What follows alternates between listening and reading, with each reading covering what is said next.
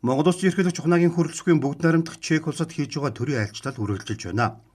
Ерөнхийлөгч илгээлт 2100 тэтгэлэг төлбөрт хамрагдсан Чех улсын ихтэй сургуульд суралцж байгаа оюутнуудтай уулзлаа.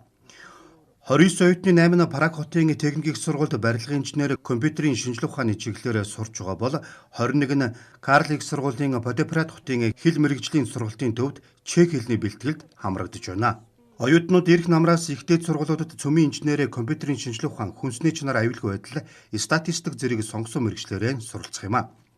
Уулзалтанд илгээлт 2100 тэтгэлэг төлбөрт хамрагдан холбооны бүгд найрамдах Герман улсад жил гаруй суралцж байгаа 4 оюутан ирсэн байлаа.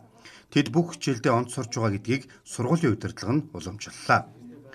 2023-оос 2024 оны хичээлийн жилд Чехийн ихтэй сургуулиудад манай улсын 123 оюутан суралцсан байна.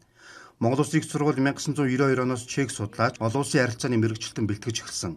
2006-аас 2007 онд Чехийн хөгжлийн агентлагийн төслөөр Чех судлалын төвийг шинжилэн байгуулж, ном сурах чиг гарын авлагаар ханган хичээлийн материалын баазыг сайжруулж, мэргэжилтэн багш ажиллуулах болсон байна. 2023 оноос слав судлалын танхимд Чех хэлний багш ажиллаж байна.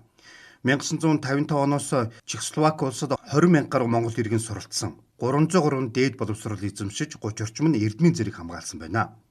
Тус улс 1989 оны хүртэл жил бүр 40 оюутан техникумын суралцагч, мэргэжил дээшлүүлэгч, аспирант хүлээн авч сургаж байсан байна.